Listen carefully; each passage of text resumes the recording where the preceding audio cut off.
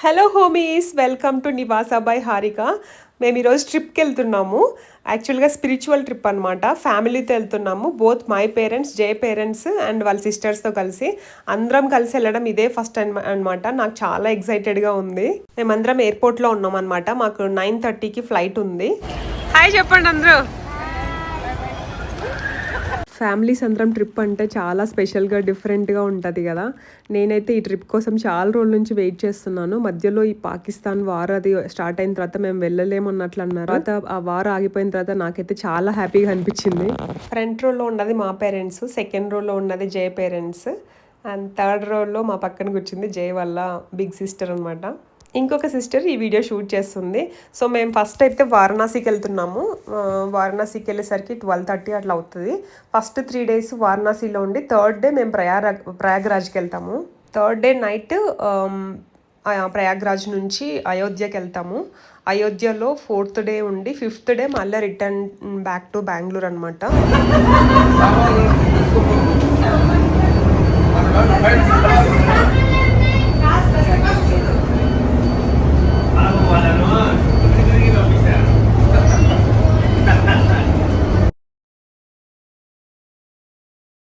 మేము వారణాసిలో దిగి రూమ్కి వెళ్ళేసరికి ఆల్మోస్ట్ ఆఫ్టర్నూన్ అయిపోయింది. అక్కడికి వెళ్ళి ఫ్రెష్ అప్ అయ్యి లంచ్ చేసేసి డైరెక్ట్గా గంగా ఆరతి చూడడానికని వెళ్ళాము. గంగా ఆరతి అరౌండ్ 7 o'clock అట్లా స్టార్ట్ అవుతుంది. బట్ మేము ముందే వెళ్ళాము, ఎందుకంటే మేము గంగా రివర్లో బోట్ రైడ్కి వెళ్దామని చెప్పి వెళ్ళామన్నమాట. మీకు తెలిసే ఉంటుంది, కాశీలో యాక్చువల్గా అరౌండ్ 84 ఘాట్స్ అట్లా ఉన్నాయన్నమాట.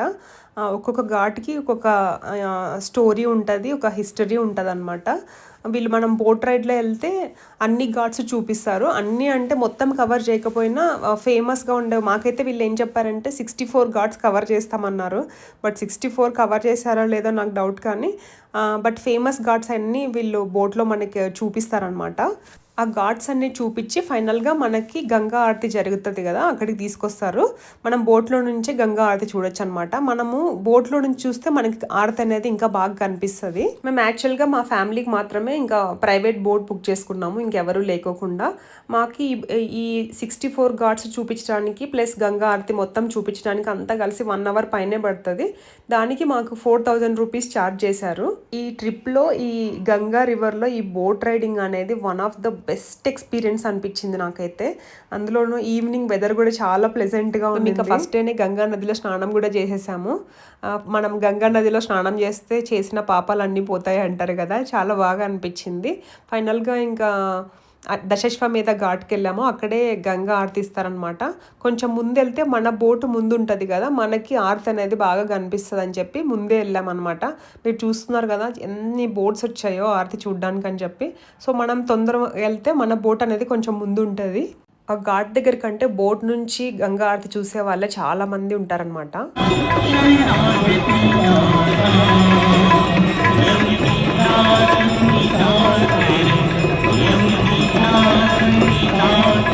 మేము ఇంకా హారతి ఫినిష్ చేసుకొని తర్వాత కాశీ చాట్ బండార్ అని చెప్పి కాశీలో చాలా ఫేమస్ ప్లేస్ అనమాట. అక్కడికి వెళ్ళాము. అక్కడైతే అసలుకి జనాలు అయితే ఫుల్ ఉన్నారు. మీరు చాట్స్ అట్లా ఇష్టపడితే ఖచ్చితంగా ఈ ప్లేస్ ట్రై చేయండి, చాలా బాగుంటుంది. దీని తర్వాత ఆ రోజు మేము కాల్భైరవ్ టెంపుల్కి వెళ్ళాము. మేము స్టే మొత్తం Airbnb బుక్ చేసామన్నమాట. కాశీలో 3 BHK ఫ్లాట్ అండ్ అయోధ్యలో 4 BHK ఫ్లాట్. ఇప్పుడు మీరు చూస్తుంది కాశీలో ఉన్న ఇల్లుకి ఎదురుగా ఉన్న ఇల్లులు అనమాట. ఈ ఏరియా అయితే చాలా డీసెంట్గా చాలా బాగుండింది. ఇంకా నెక్స్ట్ డే రెడీ అయిపోయి కాశీ విశ్వనాథుని దర్శనానికి వెళ్ళామన్నమాట. మేము యాక్చువల్గా స్పెషల్ దర్శనం టికెట్స్ బుక్ చేసుకున్నాము. పర్ హెడ్ 220 రూపీస్ అలా పడింది. అందుకే మాకు దర్శనం కూడా ఎక్కువ టైం పట్టలేదన్నమాట. అలా కాశీ విశ్వనాథుని దర్శనం చాలా చాలా బాగా అయ్యింది. తర్వాత మేము కాశీ విశాలాక్షి అమ్మవారి దర్శనంకి వెళ్ళామన్నమాట. వెళ్తుంటే మధ్యలో ఈ ఫ్రూట్స్ కనిపించాయి అనమాట. నాకు ఇట్లా సీజనల్ ఫ్రూట్స్ అంటే చాలా ఇష్టము. అవి తీసుకొని ఇంకా ఇక్కడ మన కాశీలో షాపింగ్ అంటే ఎక్కువ బ్రాస్ ఐటమ్సే ఉంటాయి ఎక్కడ చూసినా కూడా. ఇక్కడ మా వదిన అయితే అన్నపూర్ణ అమ్మవారి విగ్రహం కావాలని చెప్పి చూసి తీసుకుందనమాట. మేము కూడా కొన్ని బ్రాస్ ఐటమ్స్ తీసుకున్నాం, బట్ ఈ షాప్లో అయితే తీసుకోలేదు. నేను శ్రీకృష్ణ జన్మాష్టమి అప్పుడు నా శ్రీకృష్ణుని ఐడల్ చూసి చాలామంది ఎక్కడ తీసుకున్నావు అని అడిగారు. నేను ఇట్లా ఎప్పుడైనా టెంపుల్స్‌కి వచ్చినప్పుడు ఆ ఏరియాస్‌లోనే ఎక్కువ ఇట్లా ఐడల్స్ తీసుకుంటూ ఉంటాను. మనకు మన సైడ్ తిరుమలలో కూడా చాలా బాగా దొరుకుతాయి బ్రాస్ ఐటమ్స్. అలా మాకు కాశీ విశాలాక్షి అమ్మవారి దర్శనం అయితే అయ్యింది. తర్వాత మణికర్ణిక ఘాట్‌కెళ్తున్నాము. అక్కడికెళ్తుంటే మధ్యలో బ్లూ లస్సీ షాప్ అని చెప్పి ఇది కూడా చాలా ఫేమస్ అంట కాశీలో. ఇది యాక్చువల్‌గా చాలా ఓల్డ్ షాప్ అంట. ఎప్పటినుంచో ఉందంట. ఇక్కడైతే నాకు డ్రై ఫ్రూట్ లస్సీ అయితే చాలా బాగా నచ్చింది. మీరు ఒకవేళ వస్తే ఇక్కడ కాకుండా కూడా ఎక్కడో చోట అయితే లస్సీ మంచి ప్లేస్‌లో ట్రై చేయండి. తర్వాత మేము మణికర్ణిక ఘాట్‌కెళ్ళాము. అక్కడైతే ప్రతిరోజు 12కి ఆ టైంలో దేవతలొచ్చి స్నానం చేస్తారని నమ్ముతారంట. అందుకే చాలామంది వచ్చి అక్కడ ఆ టైంలో స్నానం చేస్తుంటారు. అదే ఘాట్లో ఇందాక చూపించా కదా! ఆ టెంపుల్ రత్నేశ్వర్ టెంపుల్ అనమాట. ఆ టెంపుల్ కూడా చాలా డిఫరెంట్‌గా ఉంటది. అక్కడ దర్శనం చేసుకొని ఇంకా మిగిలిన చిన్న చిన్న టెంపుల్స్ అన్ని దర్శనం చేసుకోవడానికి వెళ్ళాము. Kashi Vishwanath temple, Annapurneshwar temple, Vishalakshi temple, Dhundi Ganapati and Sakshi Ganapati ఈ టెంపుల్స్ అన్నీ దగ్గరలోనే ఉంటాయి. వచ్చినప్పుడు ఒకేసారి అన్ని కవర్ చేయండి. మాకు ఈ విషయం తెలియక అక్కడక్కడే 2 డేస్ తిరిగాము. ఇక్కడ కాశీలో లస్సీ అండ్ గడ్డ పెరుగు చాలా ఫేమస్. మేము ఇలా వెళ్తుంటే ఒక చోట వాటి ప్రిపరేషన్ చూసాము. అంత బ్యాచెస్ లాగా ప్రిపేర్ చేస్తున్నారు. మణికర్ణిక ఘాట్ నుంచి బయటికి వస్తే గౌరీ శంకర్ వాలే అని చెప్పి ఒక కచోరీ చాట్ షాప్ అనమాట. ఇది కూడా బాగుంటుందని చెప్తే ఇక్కడ ట్రై చేసాము. యాక్చువల్గా నాకు కూడా చాలా డిఫరెంట్గా బాగుంది అనిపించింది ఈ చాట్. వారణాసికి వచ్చినప్పుడైతే ఇట్లా లోకల్ స్ట్రీట్ ఫుడ్ అయితే ఖచ్చితంగా ట్రై చేయండి. చాలా డిఫరెంట్గా ఉంటుంది. మంచి ఎక్స్పీరియన్స్ అనిపిస్తుంది. మేము వచ్చినప్పుడు ఇక్కడ లీచీ సీజన్ అనమాట. నాకు లీచీస్ అంటే చాలా ఇష్టము. మనకు బెంగళూరులో అయితే 350 to 400 రూపీస్ ఉంటాయి. ఇక్కడైతే మాకు పర్ కిలో 150 రూపీస్ అలా చాలా చీప్గా దొరికాయి. ఈ ట్రిప్లో అయితే లీచీస్ బాగా ఎంజాయ్ చేసాము. అలానే అదే స్ట్రీట్లో వేడి వేడి లిటీ చౌకాస్ కూడా తిన్నాము. మా పేరెంట్స్కి మా వదిన వాళ్ళకంతా ఈ ఫుడ్ కొంచెం ఫస్ట్ టైం ఎక్స్పీరియన్స్ చేశారనమాట. వాళ్ళకు కూడా కొన్ని డిఫరెంట్గా ఉన్నాయి అనిపించింది. ఆ తర్వాత మహామృత్యుంజయ్ టెంపుల్కి వెళ్ళాము. అక్కడ వాళ్ళు ఇచ్చే వాటర్ తాగితే మంచిదని చెప్తారు. లోపల వెళ్ళి అయితే దర్శనం చేసుకొని వాళ్ళు ఇచ్చిన వాటర్ అయితే మేము తాగాము. తర్వాత బనారస్ శారీ షాపింగ్కి వెళ్ళాము. కాశీ అంటే బనారస్ అంటేనే బనారస్ శారీ షాపింగ్ అంటారు కదా. ఇక్కడ బనారస్ శారీస్ అయితే చాలా ఫేమస్. బట్ చాలా చాలా కాస్ట్ చెప్తారు. మనం బాగా బార్గెన్ చేయాలి. మేము వెళ్ళినప్పుడైతే కొన్ని శారీస్ మా వదిన వాళ్ళకి మాకు నచ్చిన శారీస్ అయితే 7,000 రూపీస్ చెప్పారు. మేము 3,000-3,500కి అలా అడిగాము. అంత తక్కువకి ఎలా వస్తుంది అన్నట్లు మాట్లాడారు. తర్వాత ఆఫ్టర్ 1 అవర్ అన్నీ చూసి ఇంకా చాలా ఎక్కువ ఉన్నాయి అని చెప్పి మేము వెళ్ళిపోతుంటే అప్పుడు 3,000 రూపీస్కి ఇస్తామని చెప్పి ఒప్పుకున్నారు. ఇప్పుడు మీరు చూస్తున్నారు కదా, ఈ శారీ అయితే మా వదిన తీసుకుంది. చాలా బాగుంది కదా కలర్ అయితే. ఆ రోజు ఫుల్ టెంపుల్స్ అన్నీ తిరిగి ఫైనల్గా లక్ష్మీ చాయ్ వాలే అని చెప్పి ఇక్కడ ఒక బ్రెడ్ టోస్ట్ అనమాట. బ్రెడ్ని టోస్ట్ చేసి దానిపైన మనకి వెన్న ఉంటుంది కదా, క్రీమ్ పెడతారనమాట. పెట్టి కొంచెం షుగర్ స్ప్రింకిల్ చేస్తారు. నాకైతే ఇది టేస్ట్ చాలా బాగుంది అనిపించింది. స్వీట్ కూడా మైల్డ్గా ఉండింది, బాగా పర్ఫెక్ట్గా ఉందనిపించింది. మేము ఎయిర్బిఎన్బి బుక్ చేసామన్నాం కదా, మా కిచెన్ కూడా ఉండింది. మా వాళ్ళకైతే బయట ఆ స్ట్రీట్ ఫుడ్ తినలేకపోయారు.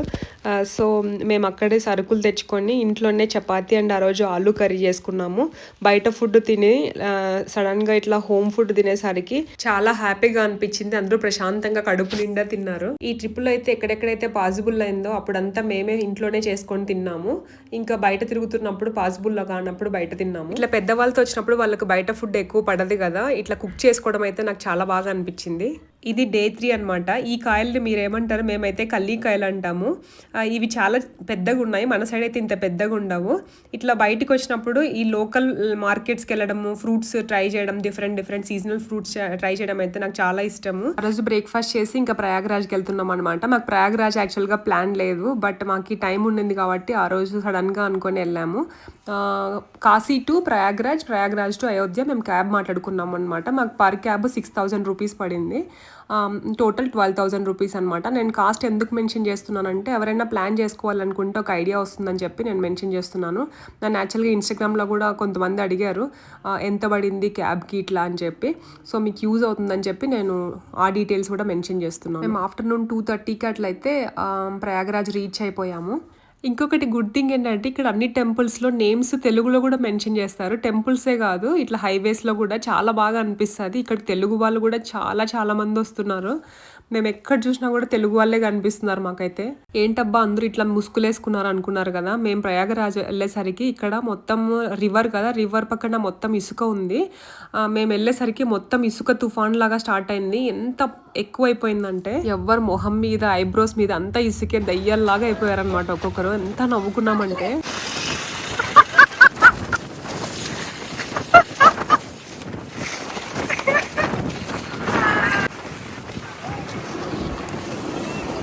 అసలు త్రివేణి సంఘం ఏం కనుక రావట్లేదు.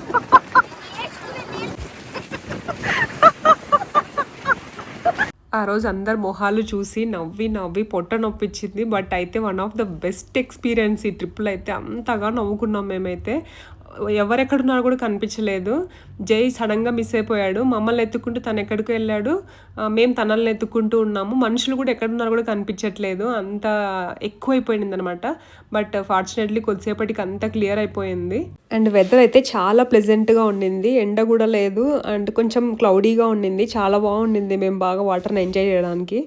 ఇక్కడ గంగా, యమున, సరస్వతి 3 నదులు కలుస్తాయి కాబట్టి ఇది ఇంకా చాలా పవిత్రమైన కలయిక అని బిలీవ్ చేస్తారు. దీన్నే త్రివేణి సంగం అని కూడా అంటారు. మీకు అందరికీ తెలిసే ఉంటుంది. కుంభమేళ కూడా లాస్ట్ ఫిబ్రవరి, జనవరి ఆ టైంలో జరిగింది కదా, ఇక్కడే జరిగింది. రివర్ కాబట్టి వాటర్ ఫ్లో కూడా బాగుండింది. ఆ వాటర్ ఫ్లో అవుతుంటే మేము అసలు నిలబడుకోలేకపోయాము. అది కూడా ఒక డిఫరెంట్ ఎక్స్పీరియన్స్ అనిపించింది మాకి. ఇక్కడ లంచ్ చేసేసి అరౌండ్ 4కి అట్లా స్టార్ట్ అయినట్లున్నాం. 4:30కి స్టార్ట్ అయ్యాము. ఇంకా డైరెక్ట్ అయోధ్యకి 10:30కి అట్లా రీచ్ అయ్యాము. ఇది డే 4 అనమాట అయోధ్యలో. సో మార్నింగ్ మాకి 9కి దర్శనం ఉందన్నమాట. మార్నింగ్ లేచి బ్రేక్ఫాస్ట్ చేసి రెడీ అయ్యేసి ఇంకా దర్శనానికి వెళ్ళడానికి రెడీ అయిపోయామన్నమాట అందరము. ఇది నా అవుట్ఫిట్ ఆఫ్ ద డే అనమాట. యాక్చువల్గా నేను శారీ కట్టుకుందాం అనుకున్నాను. బట్ ఎంత వేడి ఉందంటే అక్కడ రోజంతా బయట తిరగాలి కదా, ఇంకా సస్టైన్ అవ్వాలంటే కష్టం అని చెప్పి మళ్ళీ లాస్ట్ మినిట్లో నేను డ్రెస్ వేసుకున్నాను. జై ఇక్కడ శ్రీరామ్ అని వేయించుకున్నాడు కదా, ఇది కనీసం అంటే ఒక 15 మినిట్స్ కూడా తన ఫేస్ మీద లేదు. మొత్తం చెమటకి అంతా కారిపోయిందనమాట. ఒక 10-15 మినిట్స్లోనే మొత్తం కడిగేశాడు. అంత వేడి ఉంది అసలు ఇక్కడైతే. అయోధ్య కొత్త సిటీ కదా, ఇప్పుడు ఫామ్ అవుతుంది కాబట్టి చాలా స్ట్రీమ్ లైన్డ్గా అనిపించింది. క్లీన్లీనెస్ కానీ అంతా చాలా బాగుంది అనిపించింది. ఇంకా టెంపుల్ ఆర్కిటెక్చర్ అయితే నెక్స్ట్ లెవెల్లో ఉంది. అసలు ఎంత బాగుందంటే కార్వింగ్. యాక్చువల్గా మేము వీడియో తీయడానికి అక్కడ అలవ్ లేదు అని నేను చేయలేదు. బట్ చాలా మటుకు ఇంకా ప్రోగ్రెస్లోనే ఉంది. ఐ థింక్ ఇదంతా రెడీ అవ్వడానికి ఒక 3-4 ఇయర్స్ పట్టచ్చు. బట్ చాలా చాలా బాగుంటుంది అనిపిస్తుంది అంతా రెడీ అయిన తర్వాత. మొత్తానికి బాలరాముని దర్శనం చేసుకొని హనుమాన్ గరికి వెళ్ళామన్నమాట. ఇక్కడ ఈ ఎండని బీట్ చేయడానికి పుదీనా అండ్ మ్యాంగో కాంబినేషన్లో ఏదో ఒక డ్రింక్ దొరుకుతుంది. జల్జీరా టైప్లో ఉంది. పుల్ల పుల్లగా చాలా బాగుండింది. రిఫ్రెషింగ్గా అనిపించింది యాక్చువల్గా తాగిన తర్వాత. కాశీలో ట్రై చేసినట్లే అయోధ్యలో కూడా కొంచెం ఫేమస్ ఫుడ్ ఉంటుంది కదా, అది ట్రై చేశాను. ఏం చేశానో చూడాలంటే వీడియో స్కిప్ చేయకుండా చూస్తూ ఉండండి. ఇక్కడనే కాదు, మేము ఏ ట్రిప్కి వెళ్ళినా కూడా నేను ముందే ఏ ప్లేసెస్ చూడాలి, ఏ ఫుడ్ ట్రై చేయాలని మొత్తం రీసెర్చ్ చేసి రాసి పెట్టుకుంటాను. అక్కడికి వెళ్ళినప్పుడు ఆ ప్లేస్లో ఏం ఫేమస్ ఉంటాయో తెలుసుకొని అవి ట్రై చేయడం నాకు చాలా అలవాటు. అదే కదా ట్రావెలింగ్ అంటే, లోకల్ ఫుడ్ని ఎక్స్ప్లోర్ చేయడం, లోకల్ మార్కెట్స్ని ఎక్స్ప్లోర్ చేయడం నాకు చాలా ఫేవరెట్ పార్ట్ అనమాట. హనుమాన్ గరి దగ్గర అయితే ఈ క్యూట్ గద షేప్లో ఉన్న కీ చైన్స్ అయితే చాలా బాగున్నాయి. మేమైతే ఇవి చాలా తీసుకున్నాము. అదే టెంపుల్ దగ్గరే స్వీట్స్ అట్లా కూడా చాలా చాలా ఇంట్రెస్టింగ్గా అనిపించాయి. నాకైతే ఒక డ్రై ఫ్రూట్ లడ్డు అయితే చాలా బాగా అనిపించింది. చూసి ట్రై చేశాను అనమాట. చాలా చాలా టేస్టీగా అనిపించింది. నాకు యాక్చువల్గా ఎక్కువ స్వీట్ ఉంటే కూడా ఏది నచ్చదనమాట. మోడరేట్గా ఉంటేనే బాగా అనిపిస్తుంది. ఇదైతే కరెక్ట్గా టేస్ట్ బడ్స్ని సాటిస్ఫై చేసింది అనిపించింది. హనుమాన్ గరి దగ్గర చూసారా ఎంత పెద్ద క్యూ ఉందో. ఈ క్యూలో మా పేరెంట్స్తో అందరినీ కలిసి వెళ్ళాలంటే కష్టం అని చెప్పి అక్కడ వేరే వాళ్ళు 500 రూపీస్ ఇస్తే మొత్తం 5 మినిట్స్లో దర్శనం చేపిస్తామని చెప్పారు. సో అలా 5-10 మినిట్స్లో మా దర్శనం అయిపోయింది. హనుమాన్ గరికి దగ్గరలోనే కొంచెం పైకి వెళ్తే దశరథ మహల్ అని ఉందన్నమాట.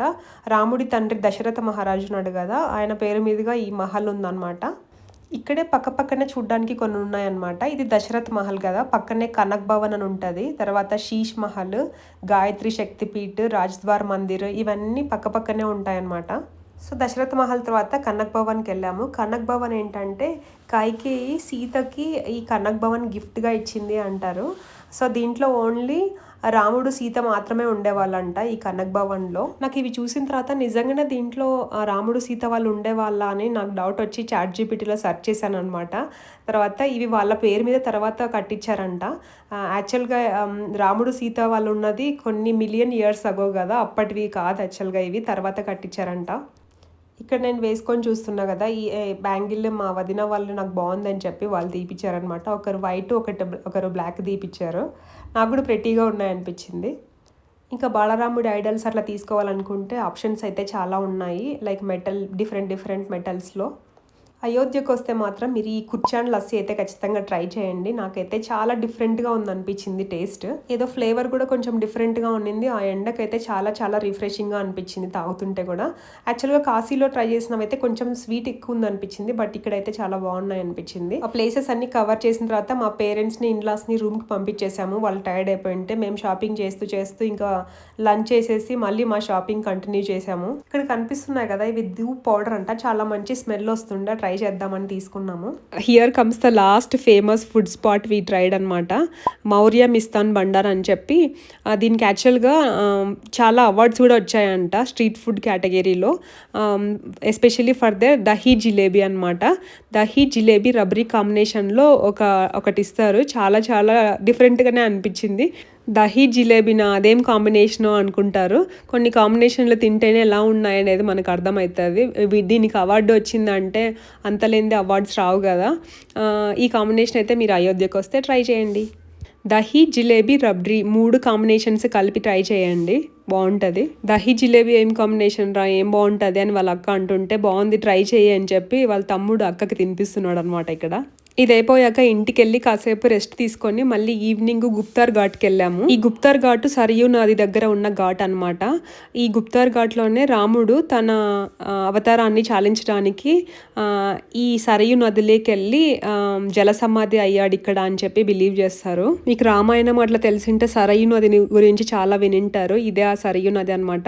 ఈ రామ్ జన్మభూమిలో రాముడు కొన్ని వేల సంవత్సరాల క్రితం నిజంగానే ఉండినాడా ఇక్కడ అని అట్లా అనిపించినప్పుడల్లా చాలా బాగా అనిపించేది. ఓ రాముడు ఉన్న ప్లేస్కి మనం ఇప్పుడు వచ్చామా, ఇక్కడ నిజంగానే రాముడు నిన్నాడా అని చెప్పి చాలా మంచి పాజిటివ్ వైబ్స్ ఉన్నాయి అనిపించింది. ఎస్పెషల్లీ రాముడు ఇక్కడ ఇలా చేసేవాడంట, ఇక్కడ ఈ నదికి వచ్చి రోజు స్నానం చేసేవాడంట, ఇట్లా చెప్తుంటే చాలా బాగా అనిపించింది అనమాట. ఇక్కడ మీరు చూస్తారు కదా, ఇది సరయు ఆర్త్ అనమాట. మేము సరయు నదిలోకి బోట్ రైడ్ తీసుకొని వెళ్ళాము.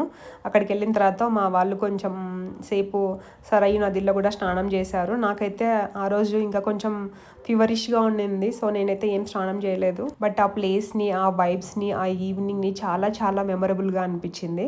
మీరు కాశీలో కానీ అయోధ్యలో కానీ ఒక ప్లేస్ నుంచి ఇంకొక ప్లేస్కి వెళ్ళాలి అంటే ఆటోస్ బెస్ట్ ఆప్షన్ అనిపిస్తుంది. క్యాబ్స్ కూడా అవసరం లేదు, ఎందుకంటే చాలా మటుకు అన్ని దగ్గరలోనే ఉంటాయి. క్యాబ్స్ అసలు అవసరం ఉండదు. ఆటోస్ కూడా మీకు ఈజీగా అవైలబుల్ ఉంటాయి. అలా ఆ రోజు అక్కడ డే 4 ఎండ్ అయిందనమాట మాది. తర్వాత నెక్స్ట్ డే ఇంకా ఎయిర్పోర్ట్కి స్టార్ట్ అయిపోయాము. ఇది about our Kashi Ayodhya trip అనమాట. మేము ఏమేమి చూసాము, ఏం చేసాము అవన్నీ కవర్ చేయడానికే ట్రై చేశాను. సో దట్ మీరు ఎప్పుడైనా వెళ్ళాలనుకుంటున్నప్పుడు మీకు బాగా యూజ్ అవుతుందని అనుకుంటున్నాను. ఓకే, ఇప్పుడు మాకు మొత్తం ఎంత ఖర్చు అయిందో చూద్దాము. మొత్తం ఫ్లైట్స్, స్టే, కమ్యూట్, తిరగడానికి, తినడానికి మొత్తం అంతా కలిసి మాకు 1,80,000 అలా పడింది. దాంట్లో 1,08,000 అట్లా ఫ్లైట్స్కి మాత్రమే పడింది. మీరేమైనా ట్రిప్ ప్లాన్ చేస్తున్నా, మీకు ఏమైనా డౌట్స్ ఉన్నా కమెంట్స్లో అడగండి, నేను ఖచ్చితంగా ఆన్సర్ చేయడానికి ట్రై చేస్తాను. నాకైతే one of the most memorable trip అనమాట, ఎందుకంటే మా వాళ్ళు అందరితో కలిసి వెళ్ళాం కదా, చాలా బాగా ఫన్ ఉండింది. ఇక్కడ మీరు చూస్తున్నారు కదా, ఈ పెయింటింగ్స్ అన్ని అయోధ్య ఎయిర్పోర్ట్లో రామాయణంను డిపిక్ట్ చేస్తూ ఈ పెయింటింగ్స్ వేశారనమాట, చాలా బాగున్నాయి. మాది మార్నింగే ఫ్లైట్ కదా, 6:30కి అంతా స్టార్ట్ అయిపోయాము. మా వాళ్ళు మార్నింగే లేచి బ్రేక్ఫాస్ట్ చేశారు. ఈ కుకింగ్ క్రెడిట్స్ అయితే ఖచ్చితంగా మా వదిన వాళ్ళకి మేజర్లీ వెళ్తాయి అనమాట. వాళ్ళు లేకుంటే ఖచ్చితంగా ఇది పాసిబుల్ అయ్యేది కాదు. మేమైతే ట్రావెలింగ్ చేసినప్పుడు ఇదే ఫస్ట్ టైం ఇట్లా కుక్ చేసుకొని తినడం అయితే, అది కూడా వాళ్ళు ఉన్నారు కాబట్టి పాసిబుల్ అయింది అనుకుంటా. అలా మొత్తానికి అయితే సక్సెస్ఫుల్గా back to Bengaluru flight board చేసామన్నమాట. మేము బెంగళూరు రీచ్ అయ్యేసరికి 12:30 అలా అయ్యింది. మీకు ఈ వీడియో కొంచెమైనా యూజ్ అయింది అనిపిస్తే లైక్ చేయడం మర్చిపోద్దు. అలానే మన ఛానల్ని ఇంకా సబ్స్క్రైబ్ చేసుకోకుంటే సబ్స్క్రైబ్ చేసుకోండి. లాస్ట్ వీక్ యాక్చువల్గా నేను బాల్కనీ మేకోవర్ వీడియో పోస్ట్ చేద్దాం అనుకున్నాను, కానీ మా వాళ్ళందరూ వచ్చేసరికి నాకు షూట్ చేయడానికి టైం లేక నేను చేయలేకపోయాను. బట్ నెక్స్ట్ వీక్ అయితే బాల్కనీ మేకోవర్ వీడియోస్ ఇంకా అలాంటి ఎన్నో వీడియోస్ షేర్ చేస్తాను. అవన్నీ మిస్ అవ్వకూడదు అనుకుంటే నోటిఫికేషన్ బెల్ కూడా ఆన్ చేసుకోండి. Until then, bye bye.